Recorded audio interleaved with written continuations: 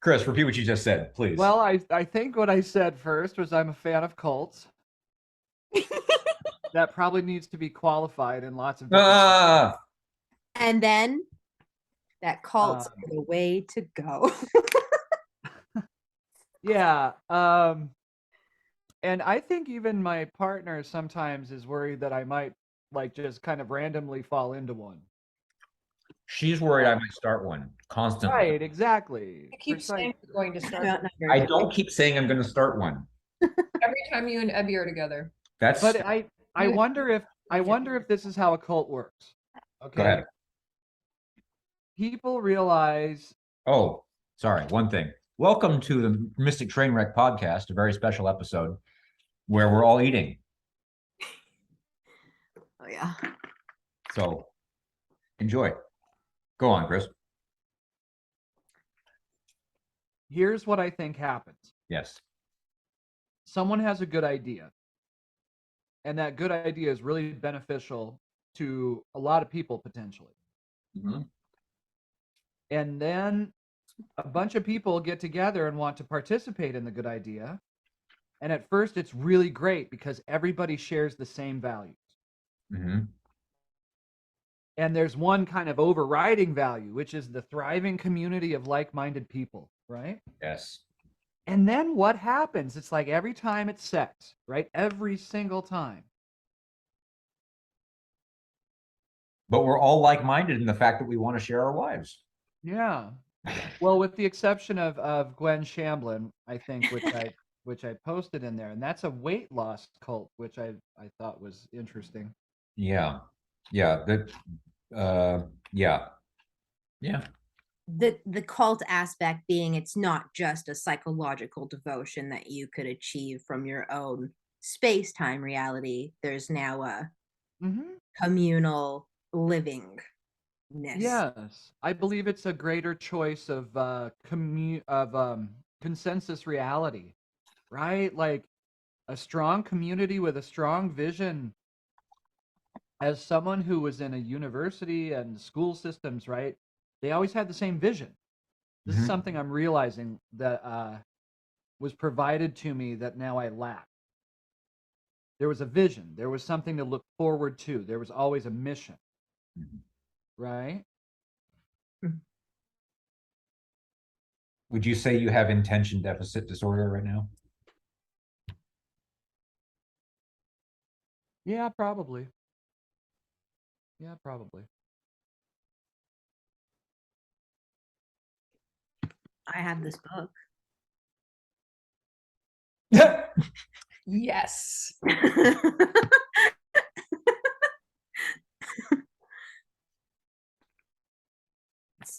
It's pretty telling. What? No. Mhm. Mhm. Yeah.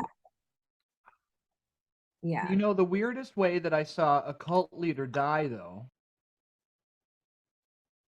was suicide by hang glide. By hang glider? Yeah. There was a cult in the 70s, these people called the Aquarians. Nice. You may have run into them in Southern California. They're still around. Mm-hmm. In fact, one of my previous math professors in graduate school had an Aquarian in his class. He had Superman the Aquarian. You can find him on the internet. So this Aquarian cult was led by a very charismatic white guy who got, wealthy, young, good-looking people involved, and then there was sex and then corruption, right? The corruption is where does the corruption come from?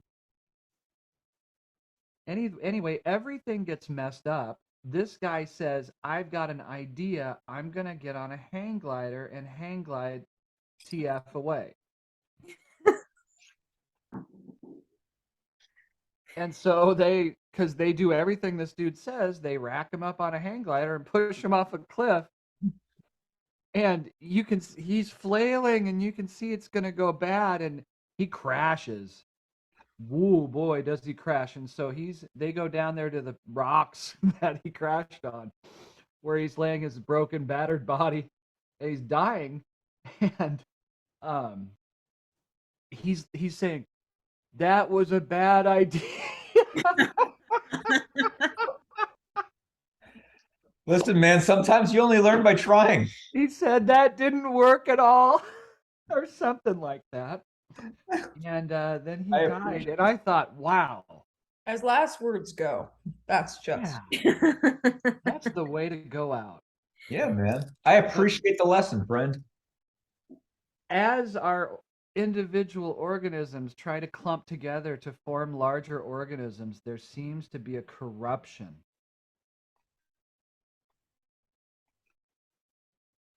That inevitably takes place. I don't I- think it's inevitable necessarily. I think decay might be, but I'm not sure corruption is.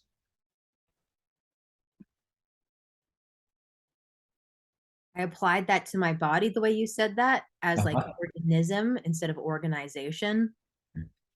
And now I'm in esoteric land. Yes. But before that point, it seemed pretty obvious that once there is a certain thing happening, that there is a likelihood that certain personalities will attach their sense of identity to leadership, and then through the disguise of wanting power or whatever, right? Like that happens everywhere all the time, everywhere you look, no matter what. It's an exceptional case if it doesn't happen somewhere, even in a small group of people like this. You know what I mean? Like Sure. we're already at the group of people, at the level of people where like you know what I mean? Like I don't know, it's just I won't say words anymore, but I'm sure you guys all heard my thoughts. Yeah. That's generally not what you do on a podcast, sure, but you know. All of you heard my thoughts. All of you. Broadcasting loud and clear. No, I got you. No, I think corruption is a indication that a hierarchy is based on something other than what everybody agreed it was supposed to be based on. That's a good way of putting it. But then if everyone agreed, it'd be a weird tyrannical thing anyway, probably. There's, I mean, could Like, be. to maintain it, to If sustain if it's by continual consensus, then there's an element by which tyranny can be, mitigated. yeah, mitigated or ground to a halt. Like when it starts going, like you can. Ground to a halt sounds tyrannical. Like the way to solve most problems creates the problem in like two. Yeah, it does. Generally, that's how governments work. I don't know if you noticed. That's for sure how real tragedy is that it's all perception, and that we're a perspective wrapped in a ball of karma. And it's difficult for us to separate ourselves from the process. Mhm. This is a process of growing, no matter how you look at it, I think. Yeah, we're different from the process, actually. Yeah, clumping together, creating it's really disturbing, and it can make us upset, right? But it's also progress. I don't know, that's another way to see it. But corruption, I think, is necessary to living in Malkuth by its very essence. It is the corrupted. It is the well, or it's rather the collector of all the corruption. Mm-hmm. It's where all the corruption flows to. Right. So is corruption the same as mundane? As what? Mundane. Corruption is got to be anything that disturbs our want to love. If this realm is corruption, it's from the perspective of spirit. I believe you're looking down at the mundane from a spiritual perspective that always believes whatever is not spirit is corrupted. I see what you're saying. Yes, that's correct. Okay.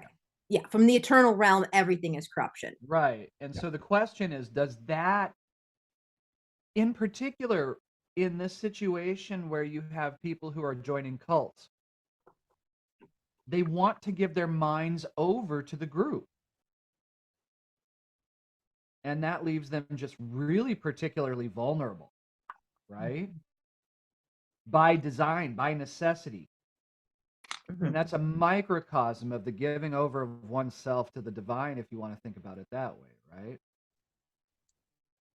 It's overcoming this corruption time and time again, each time you try to form a new whole, right?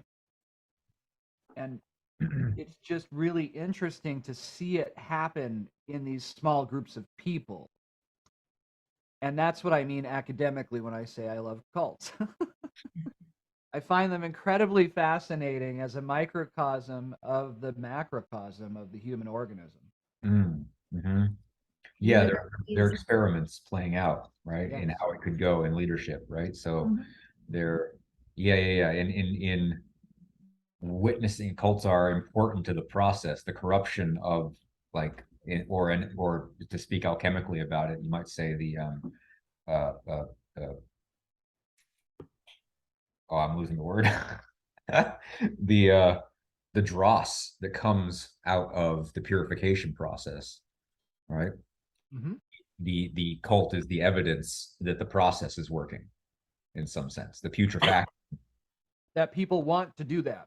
People want to do that, yes. That there is a viable end product in the living out of that process because it somehow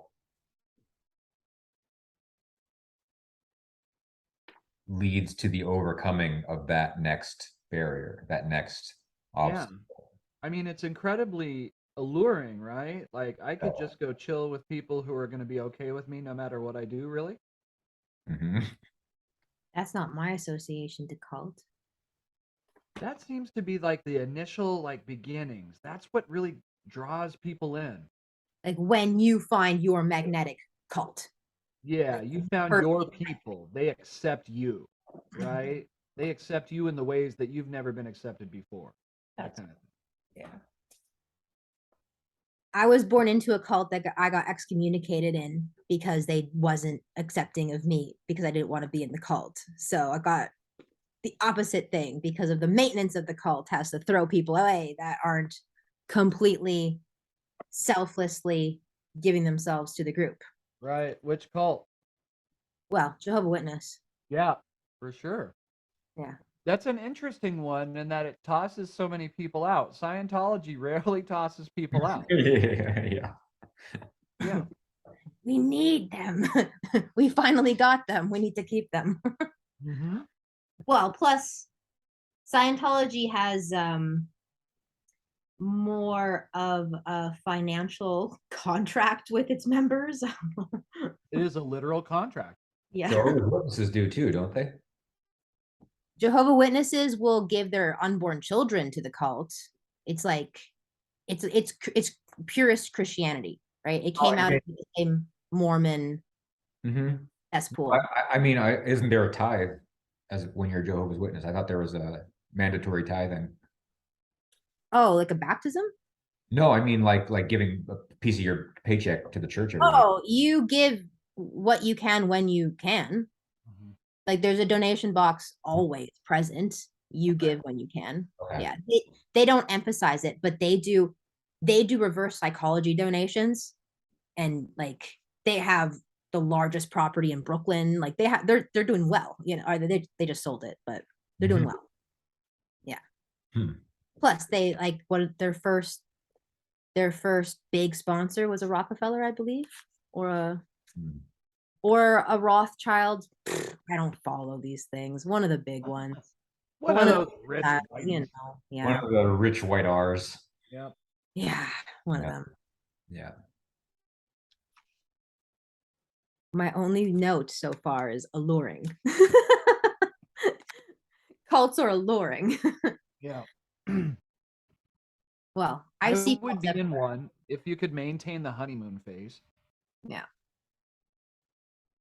right? yeah. I don't know about, you know, See, there I start to separate myself right away. As soon as you imagine yourself fitting in, you imagine yourself not fitting. Right. You give yourself the framework of how you would not fit in. And it seems my brain goes right to that. And I guarantee you, everybody else's does too. I feel like this is a universal. Like anyone you talk to, it's like no matter where you live, the weather there is the worst weather anywhere, or the most unpredictable, or something, right? Or everyone everywhere is a bad driver. Can that possibly be true? Uh, I would say that the Washington drivers in Portland are pretty fucking bad. Yeah. See, I have a little bit of a different experience with it. But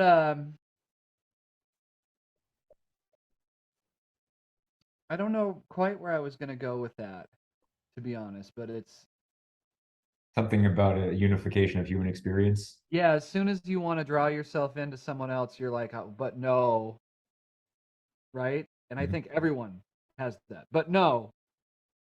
And that's your ego. You can actually feel it and get engaged if you just wait for that moment where you're just like, yeah, man, I could chill and live with a bunch of people and we could just, and then you start thinking about all the things you do, and then you start to think about things that other people do that you don't want to do, but since you're in a cult now, you got to want to do those things. And so resentment builds, right? This corruption leaks in, and it's connected to this sense we have of some free will that we can choose to go our own way. Yeah, those who choose with their free will to go with the group are very happy. They're very happy. Extremely. They're extremely happy. Yes. Yep. Very often at the deficit of those around them, like blindingly happy, so much so that you can be allowed to tunnel vision on one experience and just identify with that. That's how happy, like, if you're buying into your community. Yeah, you want everything else around you go to shit Mm-hmm. very, very rapidly when you're that happy. I have seen that in a friend that got snapped up by a cult just out of high school, really. We're at community college together, and yeah, it was weird. It was really weird. It was a Christian cult too. I don't remember which one, but they were, gradually cutting him off from his family and stuff like that. And Yeah. the thing that clued him in was he was just going to go to his mom's birthday, and they were like, "No, you can't do that." And he's like, Jehovah Witness. It wasn't Jehovah's Witness. Okay. It wasn't them. No. I Might as would well have been, I think. No, May as it well. was like everything he loved. Like first it was music, like he was a huge Sabbath fan. Metal, just all Yeah. metal. And they're like, you can't listen to this anymore. Yeah. Sell all your stuff. Yeah. He did. Get rid of your collection. Yeah. No. Well, I mean, it's actually not a no, but It's it just sucks that it wasn't of his own. Yeah, of his own. I mean, it was of his will. What happened to him since? Well, he got out a couple of years later. He was like, "Yo, dude, I was in a cult." That's literally what those were the first words he said to me when we met up again. Nice. He like looked me dead in the eye and was like, "I was in a cult." What did you say? Did you say I know? And I was like, "Yeah. Yep. I agree. You're not telling me any new information. I'm glad you know now." That is so excellent. Like that's Yeah. great news.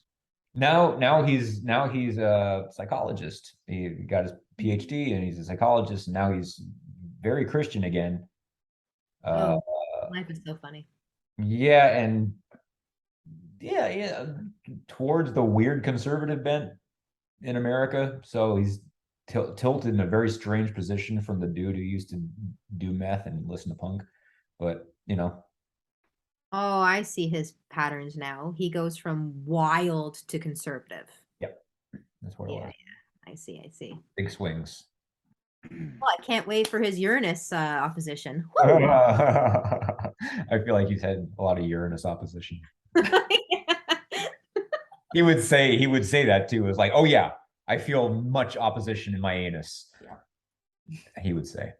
There's a lot of reconciling that one has to do with one's past in those situations, right? Uh-huh. It's interesting to revisit your past. Well, yeah. Yeah. Wow. Mm. Bringing that up. Recently, a band I was in the 90s has been given the opportunity to maybe reform to do a show and re-release some stuff, and maybe there's a documentary, and we don't know. There's been some talk. But it's led to me reconnecting as much as I can right now with people that I haven't talked to for 20, 30 years now. I think the reason that this is all happening is we're coming up on our 30-year anniversary. Mm. That's awesome. And so there's, these are people who've taken different paths than I've taken, politically and career-wise, et cetera, and that kind of thing. And then you think, well, do I still have enough in common to pull this off? Mm. And I thought about it for about 30 seconds. I was like, hell yes. I mean, like, there's just some perspectives, like for me, music, that are so overwhelmingly strong that would draw me in. Mm. That would be something I would give my mind up for. A cult of sound or something, a band that would be. Mm. But I think anything, do you have to be searching for something to get pulled in? That's probably true. Mindlessly idling in the void doesn't produce many fish.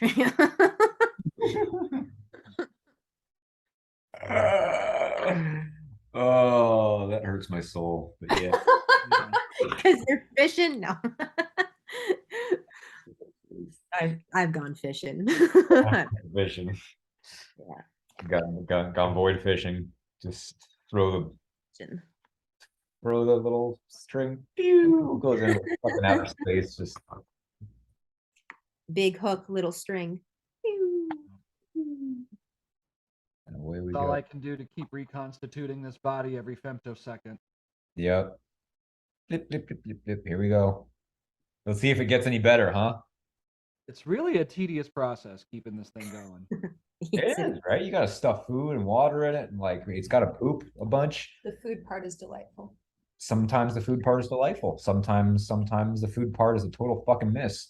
yeah, I agree. Sometimes it's gazpacho. Sometimes it's gazpacho and it's really good, especially on the second day. It's been in the fridge all yummy. Senses are everything you need.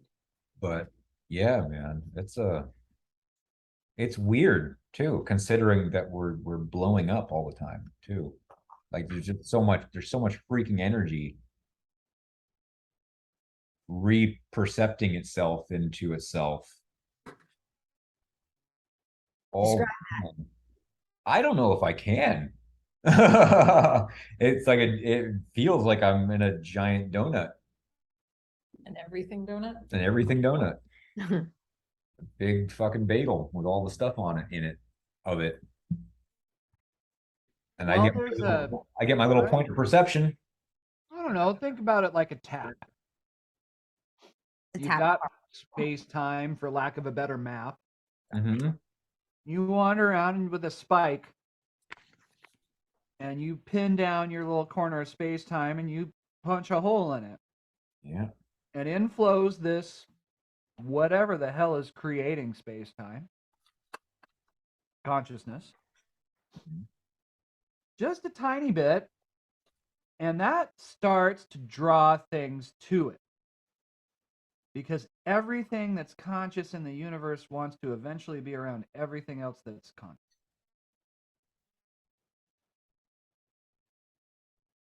And over time, you just keep accumulating all this crap. and to bring it with you, hurtling through the universe at this incredible speed that your awareness is hurtling through. It takes a lot of energy to make that happen in a continuous way that provides one a sense of continuity of being. And that's why I slept through my alarm this morning. Yeah. It takes a lot of effort just to bring oneself back to the world. Mhm. Thank you for reminding me to set my alarm tomorrow.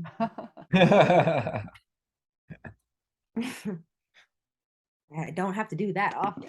Woo! It Yeah. also takes a lot to bring ourselves back to a world that tells us we're not real. Mm-hmm. Oh, you're not feeling that. You're not experiencing that. Right. My view's totally different, so yours must be. Not only does the world do that, it tells you the place that you just came from is non-factual. Hmm. It identifies the non-factual with that place, Mhm. with the factual place.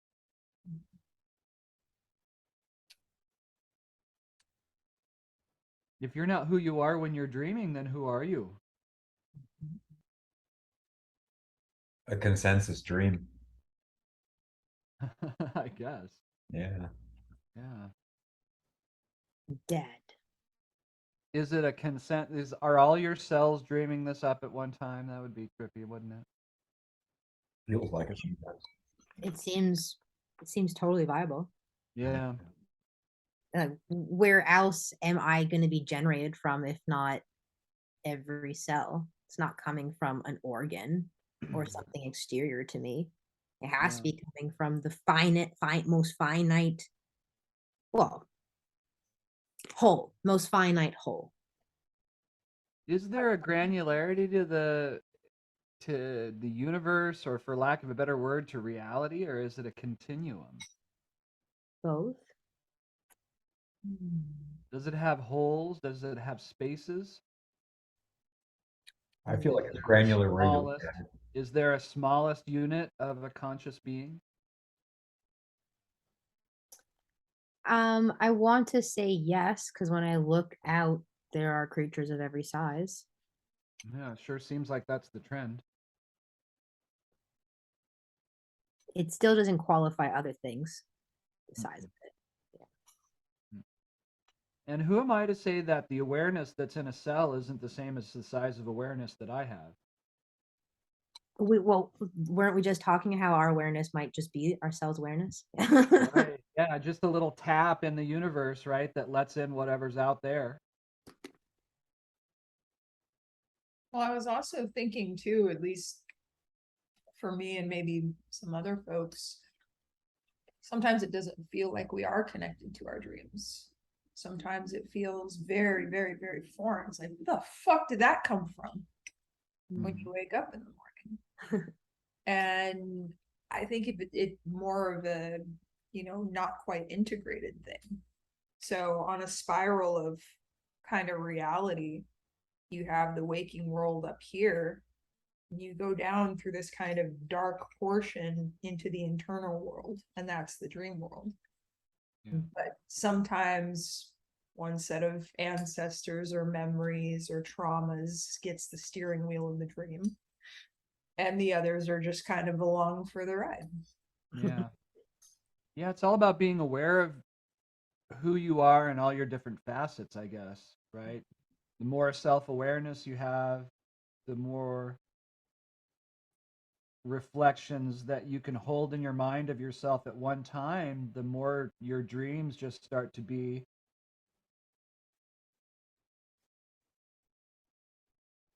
not so dreamlike. I would even say more real. Yeah, that's what I was trying to maybe grasp for there, but I didn't Yeah. quite. It But- just feels more real to me, way more real when I'm dreaming. Yeah. Way more real. When things are lined up in an agreement, it feels more real in the dream, and real life feels more dreamlike. Absolutely. That. Sorry, Chris, I didn't mean to cut you off. No, not at all. Yeah. um going back to no, there's a new flow. It's all good. um but my thinking is related, non-related. Um you're just speaking on how, oh, it's important to, get to know all the facets of yourself. And that is a really good linear instruction, right? It's good. That's good. Do that. If I didn't have the tool of astrology, I wouldn't have this cyclical framework to look at the linear because for whatever reason, I have an internal crisis Yeah. where I feel like my core self and my expressed self are not aligned. Yeah. And I tried changing all that and changing all that and changing all that. And then I see some kind of pattern that helps me see that my core, or whatever I call my core, my centering Mm. aspect of self, functions like this. And it is at conflict with something, a desire that functions like this. Mhm. And that's the problem, as in that's what I get to do every day. I don't change this to work with. I don't change why is there an inner conflict. I have it. It's irrelevant that it's there. Right. It's not about accepting all the parts of myself in a linear fashion. It's observing the parts of myself and allowing them to be themselves, Yeah. right? Like it's a real, but yeah, it just I get lost in the soup of linear command. That sounds good. Yeah, it's only linear if your internal geometry is linear. I was Mhm. about it. Right? If your internal geometry is like a torus, right? It's not going to be linear. You're going to spiral around maybe. That has to be built into the command because then we could keep on trying to change ourselves into That's being. right. Yeah. Yeah, that's right. And I think there's a lot of geometry going on Oh yeah, at the Yeah. base That's what level. it is. yeah. I mean, That's what occurred to me as Grass was talking was you can't even make a line without drawing circles first. You can't have linearity. Can you explain that more? Yeah, I mean, so how we get a circle? Well, the line goes into the circle and the circle goes into the line, I guess, Well, how we get a circle? How do we humans get a circle? by spinning around with something. Yeah. What and what was our spinning behavior? What does that do to a human? Same thing it does to a crow, right? Crows do this. Crows will purposefully make themselves dizzy to change their consciousness, Mhm.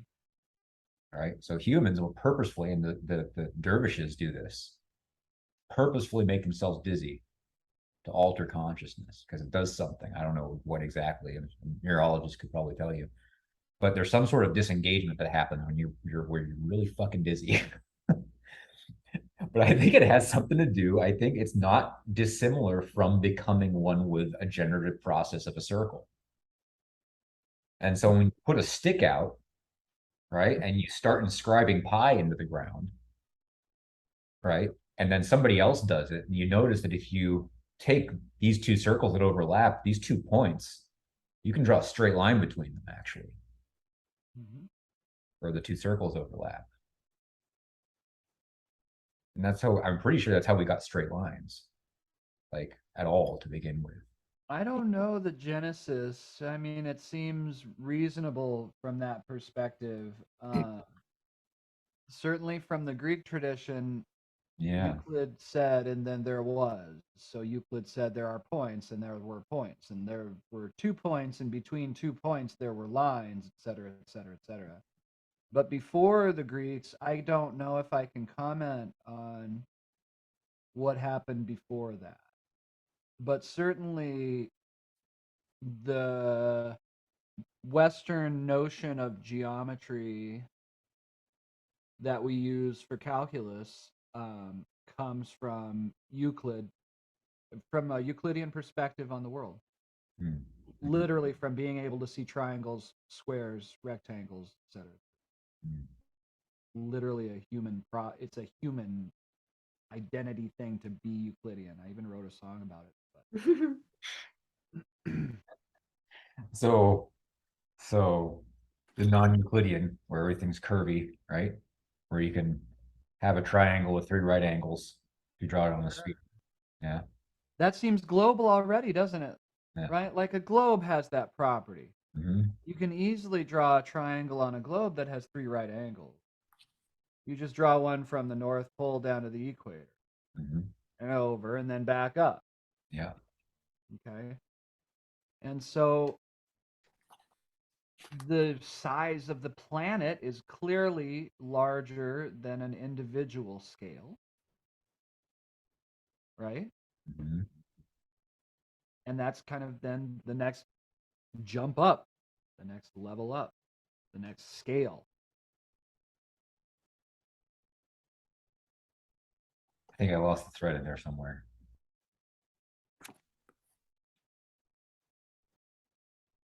What I got from that was kind of like where we spoke about harmonics.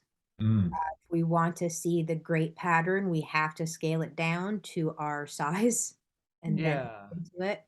Yeah, I was trying to think of a different way to say it, but that's really good. Yeah, yeah, that's really helpful. Right? Like a beach just looks like a flat beach Yeah. until you look at the grains of sand, right? Now, from all these different size perspectives, you get to see different geometries. The point being that non-Euclidean geometry is necessarily larger in some sense, more global. Thank you. That's what I was trying to get. Yeah. Yeah, sorry about that. More Okay, global no, that makes sense now. than a Euclidean perspective, which can always be flattened out no matter where you are. And so our very building blocks of our vision Mhm. and our interpretation of our visual senses are built from these ideas: points, lines, triangles, squares, etc. Mhm. Mhm. So you can't discount the effect that that indoctrination has had on the way we see the world, the way we see reality, right? Mhm. So what happened before that with geometry, I don't know, because it's literally alien to me. Yeah. Mhm. It's literally alien to me. It's non-human to me. I can understand it as a mathematician. I'm trained to understand non-human geometry. But it's literally alien to me, in the same way that 3 right angles in a triangle would be alien to someone who can only experience flat space. Or having 3 angles in a triangle add to less than 180. Like on a saddle, if you drew a triangle on a horse saddle, that's what would happen. Mhm. Right? So you necessarily have to get kind of out of your neighborhood to see these larger patterns. And that's how geometry is affecting us in a multidimensional way that we don't even understand. Cool. Mhm. There could be so many digressions from that little. Yeah. Like a tree of geometry. A geometry. Comes from my favorite math cult, the cult of Pythagoras. Yeah. Yeah, I love Pythagoras. I love me some. Mhm. So correct me if I'm wrong, wasn't a lot of the cult of Pythagoras attributed to him like hundreds of years after? Like Oh, all the sure. funny things we want to give to a very flamboyant cult leader that Yeah, we he wasn't widely regarded in the time, he went and chilled in the East for a while and then came back to where he was living. I don't really remember the names of places right off the top of my head, but when he did come back, then he founded his school. And they were purists, they were purificationists, maybe is a better way to say it. The Pythagoreans thought that through geometry and particularly numbers, geometry was something that happened because of numbers to them. But interesting. through numbers, they could reach the divine, Mm. Mhm. and that all things were numbers.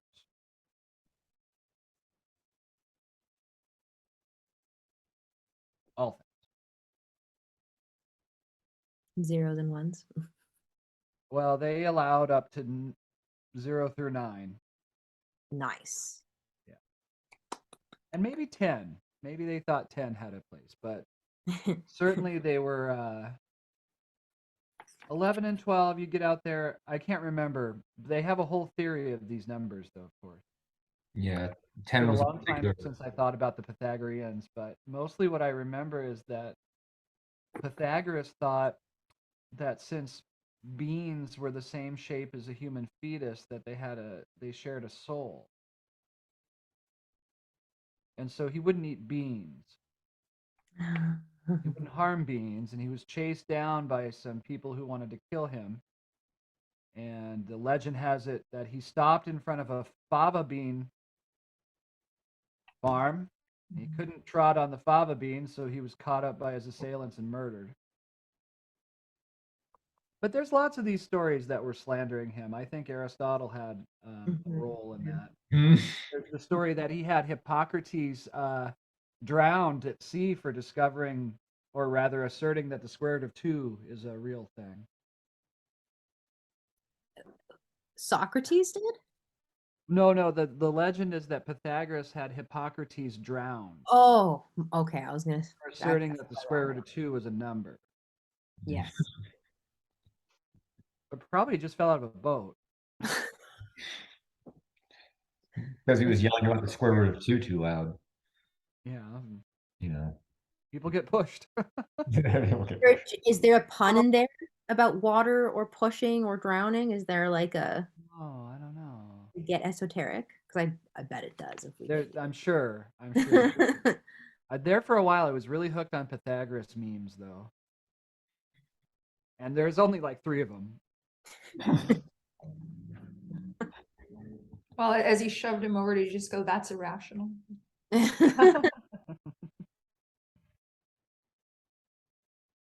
But it's interesting to think about how our shapes determine our very lives. You don't think about that very often. Unless you're a CGI guy, and then it's all triangles all the time. In fact, a friend of mine had he is the one person at the movie studio who knew the geometry of Smurfette's asshole. Of whose?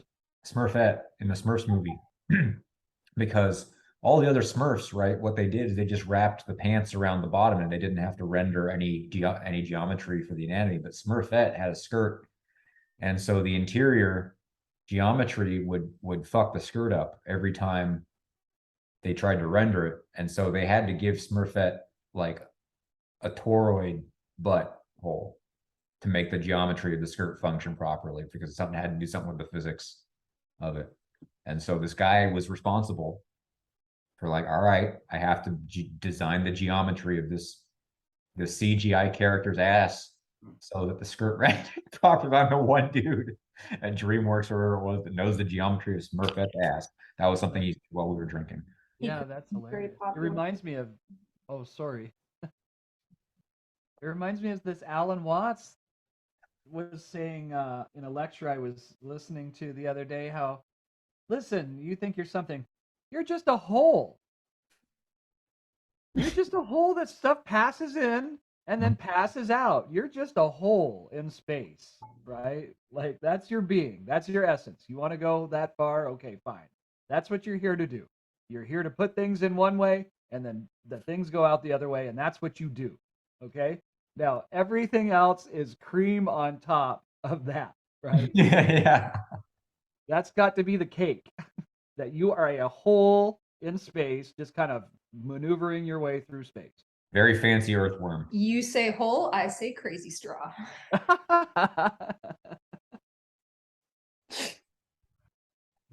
I don't get that one. Oh, there's straws that were bent in all kinds of funny angles and Crazy straw. yeah, So crazy when- straw. yeah. Oh. It's a Dip fancy on that tube. when you're- We're a fancy tube. We're a fancy earthworm. Really, just taking in nutrients and Crazy straws more fun. crazy straws more fun. I have to admit, I did try to look at memes while we were having that conversation. So. Yes. Yes, as you should. Yeah. Memes are very powerful. Oh, here we go. Yeah, I found one that Well, share what you found. The Oh, drowning time one is the best. I did in the group, Mel, and what you were saying. Show the screen. Oh my god, drowning time. Watch out. Root. Is that Hephaestus? Is that who that was? I think that's who that was. I don't remember. Poor guy. That's great. All he was doing was cutting a diagonal in a square of 1 foot by 1 foot. Yeah. I love All it happened. really simple literal things are just Yeah, funny. it's really simple. Just he made a triangle. Each side having 1, then the third side, and this other number. That's like OG intellectual property. It really copyright. is. It really is. Yeah. And maybe Pythagoras was the first patent troll. Yeah, well, I'm just remembering Dave Chappelle's Never Be the First.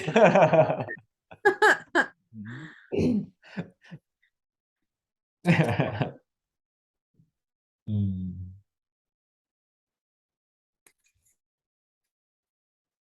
can't believe I'm not stoned. Yeah. Well, I'm gonna remedy that. Yeah. And I'm gonna go find me a cult to join.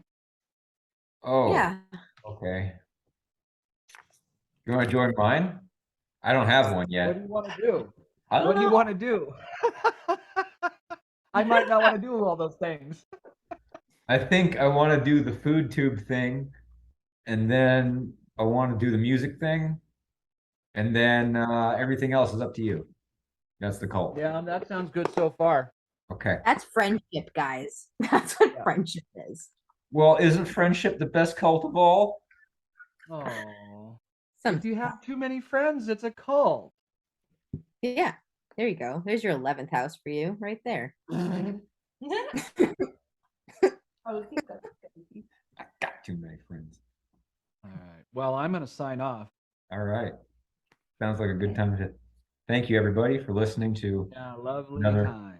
another episode of the Blessings tonight. Oh, I was like right in the middle of the sign off. You can't wait. Thank you, everybody, except Crass, for listening to the Mystic Train Wreck. Now you can say your thing. to wish Chris a very lovely journey. Oh, thank you. Yeah, I blast off today. That's it. I'll be back later. Okay. All right, bye. Text me from wherever you go. Okay. All right. Thank you, everybody. Good night.